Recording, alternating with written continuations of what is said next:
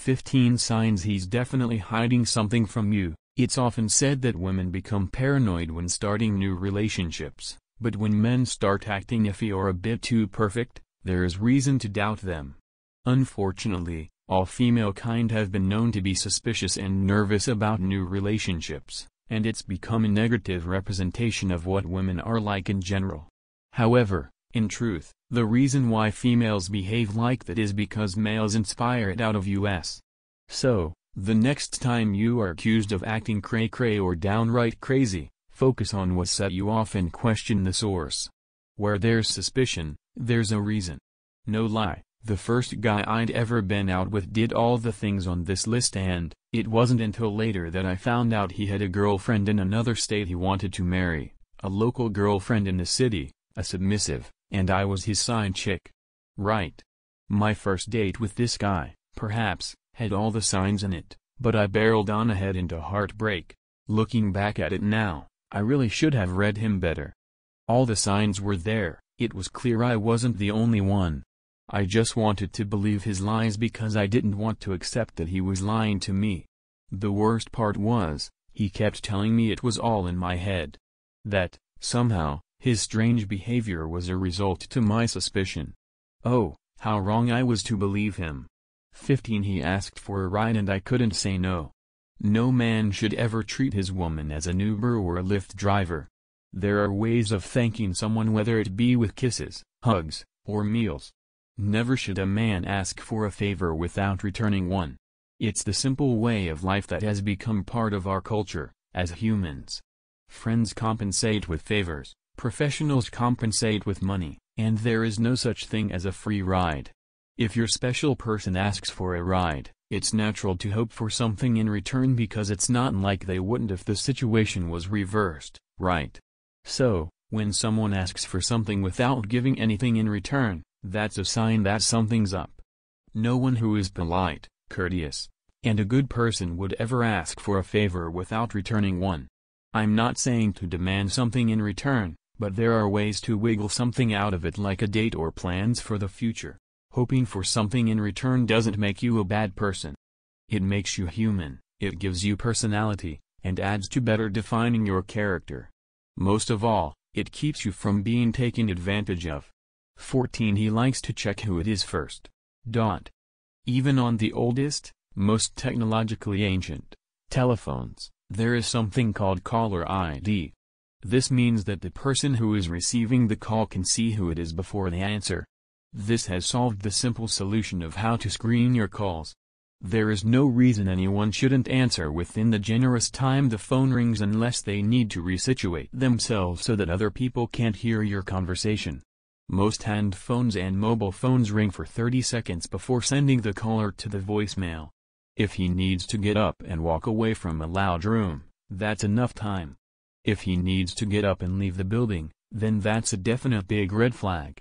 There should be no reason for him not to answer the first time the phone rings unless he is in the shower or in line and about to pay for something.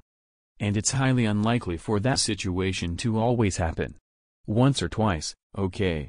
But more than that, then there's definite something he's trying to hide from you, or someone he's trying to hide you from. 13 He told me he graduated from John Hopkins but has never been to Maryland. When someone tells a lot of stories, eventually, they lose track of everything they've said. From talking about their families to where they've been, for someone to manage to remember all their lies, especially over time, with someone who continues to chat with them. It's difficult. Perhaps, something that gets cheaters caught the most is the large number of different accounts they tell on their relationships, hoping to keep under wraps the truths they want to get away from. I've heard some people try to keep their tales as close to their truths as possible to prevent such occurrences, but that's also very risky. It forces them to always be rather tense in their conversations, assuming they can keep up their facades and steer the conversation away. But, the trouble with that is, once one fact is revealed as a lie, everything unravels whether they like it or not. Another huge sign is that whatever more is said contradicts what else has been said. When he starts talking circles and confuses you, and is unable to then answer your questions, you know something's up and requires further investigation. 12 He said he's not tech savvy. Most scammers, or people who cheat, create fake accounts. Because everyone is on social media these days, it's near impossible to find someone who isn't. Most people have an account but don't post as often, but their photos and events friends will still attest to their lives. Or, if they don't really post, most of their information is up to date enough for you to see that it's really who they claim to be. When it's a fake account, everything is different. The photos are ambiguous and slightly blurry. There are inconsistent dates and posts that seem to be straight out of us. Not to mention, their friends are just as ambiguous as they are, probably all fake accounts, too. Due to the public domain of photographs everyone contributes to when posting on social media platforms, it's easy to save photos illegally and then use them on a different platform. Unfortunately, there is no policing of images just yet, which complicates things and makes the internet world all the more insecure. But, as social media blows up, people feel the need to share and be relevant. If his social media consists of images others have posted on their social media pages, which is searchable through apps like Veracity and reverse Google searching, then that person has a secret they're desperately trying to hide. 11. He's the quiet type. When anyone, falls in love or meets someone new, there is an overwhelming desire to talk to them. The animal equivalence of the human interpretation of familiarizing ourselves with the sense of others, is mating. Whether it be through text or on the phone, if there's real interest and chemistry, then there is no reason why there would be silence between the involved people. Aside from talking about your lives, interests, and things that you both like or dislike, you're getting to know someone inside and out. Building a clean line of communication, understanding the tics and styles of each other, and you can never learn enough about someone without observing them closely. Within the first week, speech patterns become familiar, as well as building a common range in vocabulary. The second week builds on physical intimacy and patterns of touch. From there, getting to know each other escalates to more if the relationship is healthy and both people are as invested as they say they are. If the other person is ducking your calls, not texting back within a few hours, and making excuses or offering you none, then something is wrong. Even quiet and shy introverts show interest in people they like. 10. He says he likes reading my messages but doesn't like sending them. People in a relationship are, usually, constantly in communication. Opening up about their lives and sharing about their day is just a part of the natural process of getting to know each other. There are, of course, people who need time to do so, wanting to build up a certain level of trust before enacting on the sharing side of things. But, usually, after a month or so of chatting, texting, and dating, if the person is still very closed off and, rather, ambiguous, you'll feel tired of trying to open them up and want to give up. That is when you should break it off. Relationships take two people to manage, grow, and maintain. If only one person is sharing, opening up, and being vulnerable in the relationship, they will tire faster due to working harder when the other ought to relieve them of that feeling by returning the invested effort into the relationship. Some have argued that men and women are different, therefore, how they handle situations will be different. But, if one person continues to put in efforts to make the relationship work and the other just sits there and takes it without putting anything into the relationship, how does that seem fair? It goes both ways. Whoever puts in effort into a relationship without getting anything in return feels used, abused, and worn out faster. In any such cases, it would be smarter to end the relationship than to continue on and get more hurt in the future. Plus, for someone to just enjoy the comforts of being catered to without returning the favor might be doing the same for someone else, who you don't know about. 9. He told me. But. This is the one thing that pisses me off the most. When a pathological liar gets into a relationship, they lie their head off, give out fake accounts, and lures others into their web of abuse and turmoil. It makes them feel better to be getting away with something while you are in the dark, believing everything is as they say it is. Often, this happens to women, especially with the recent love scams online through dating sites and the like. A scammer will use the photos of someone more attractive to lure in a lonely person. Then, They will lie their heads off to get their victim to send them money through untraceable forms. Only until their victim has nothing left, or figures out the trick, will they disappear. It's more difficult in person, but it happens. There are so many people out there who want more than they are given in their lives, greedy people who want to manipulate the good intentions and vulnerabilities of others, so that they can better redefine themselves for a bit of time, and grow their art of deception better. Whether it be a married man who is bored in his marriage, a boss that wants more excitement in the office, or a cute stranger who wanted a bit more attention, the truth comes out, eventually. 8 He said that I said that. I love it when the person I'm with will talk about a conversation we had about something we've never talked about. Sure, it can happen, but it means their thoughts aren't on you and what you guys have talked about. It means that he's thinking about with someone else, recalling the conversation with someone else, and maybe running game on so many different people, he can't keep them straight anymore. Usually, the best thing to do is just let them go. Eventually, things will change and you will regret not letting them go sooner. Personally, I was with someone who started slapping me randomly, claiming I told him I liked it. When he got aggressive, I slapped back and put him in his place. As it was, I found out that he'd started seeing someone who asked him to be her dom. Being slapped was her preferred act of affection. I didn't see him again after that, but learned that cutting it off sooner was a very smart decision. Who knows what else he would have done to me had I continued seeing him. 7 I would have asked him, but he didn't get back to me. If you're in need and he's never there for you, end it. This is the one thing that if any friend of mine told me about it, I would tell them to break it off right away. Dating someone, getting into a relationship with someone, and becoming more than just friends with anyone means that there is a deeper level of trust, commitment, and responsibility towards and for each other. There's a reason why couples should wear protection the first few months they're intimate. It's an act of personal responsibility towards each other. Making sure you are clean and the other is as well as very important to building trust and displaying your level of responsibility for the relationship. In the same way, being there when the other is in need or understanding and staying away while the other is very busy is a very important aspect of responsibility and respect for each other. It requires trust, reliability, and it proves your loyalty to that person. When in need, if the other is never available, doesn't respond, nor do they show any level of concern after everything happens, then that person is, definitely, hiding something else from you. Do yourself the favor and let them go. 6 He said he doesn't care what his friends think. So I don't need to meet them. No one, in the history of human existence, ever didn't care about what their friends and family thought about someone they're dating.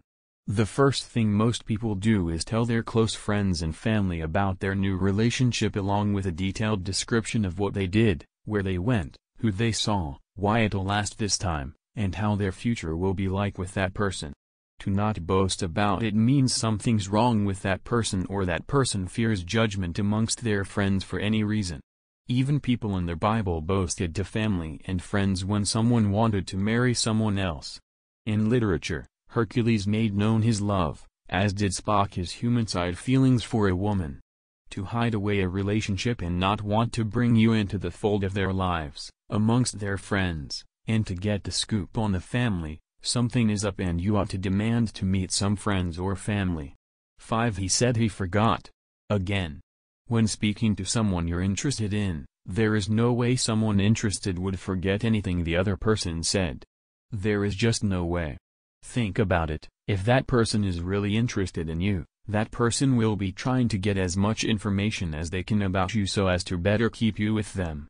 That person will be gleaning through everything you say, taking notes on your speech patterns and how it might reflect your personal experiences, which might reveal to them a bit more than others may know about you. That person will be combing through your words, your topics, and your opinions so as to better understand the landscape of your mind and gain better access to your wonderland. There is just no way that a person who is interested in you would forget what you've recently said because they might still be going through it when you next see them and have questions for you. If someone is really yours and you are theirs, the conversation seems to continue and never stop. If it stops because they can't remember, then let them go because you're not a priority in their life. For what is in a name?